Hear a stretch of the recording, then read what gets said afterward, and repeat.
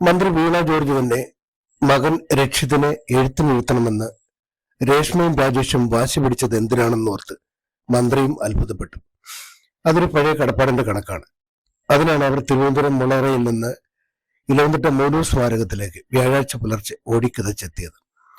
അവരുടെ മകന്റെ ജനനം 6-ാം മാസത്തിലായിരുന്നു. സ്വകാര്യ ആശുപത്രിയിലായിരുന്നു അത്. 3 ദിവസത്തെ ആയുസാണ് ആശുപത്രിക്കാർ പറഞ്ഞത്. പിന്നെ പറഞ്ഞുവിടുകയും ചെയ്തു. അഭയം പ്രാപിച്ചത് SIT ആശുപത്രിയാണ്. 5 മാസമാണ് അവിടെ കഴിഞ്ഞത്. അതിൽ 2.5 മാസം കുഞ്ഞ് വെന്റിലേറ്ററിലായിരുന്നു. മികച്ച ചികിത്സയിലൂടെയാണ് കുഞ്ഞിനെ ആരോഗ്യവാനായി തിരികെ കിട്ടിയത്. ഇപ്പോൾ 2.5 വയസ്സായി. അന്ന് തന്നെ തീരുമാനിച്ചിരുന്നു കുഞ്ഞിനെ എഴുത്തിനിരുത്തുന്നത് തങ്ങളെ ചേർത്ത് നിർത്തിയ വീണ ജോർജ് തന്നെ വേണമെന്ന്. ആ ആഗ്രഹം സാധിക്കുകയും ചെയ്തു.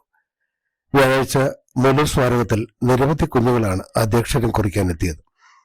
കടമനിട്ട സ്മൃതി മണ്ഡപം, കണ്ണശ സ്മാരകം, മന്ത്രിമാരുടെ ഭവനങ്ങൾ, വിദ്യാലയങ്ങൾ, ആരാധനാലയങ്ങൾ തുടങ്ങിയ ഇടങ്ങളിലും കുഞ്ഞുങ്ങളെ എഴുത്തിനിരുത്തി. Positive news.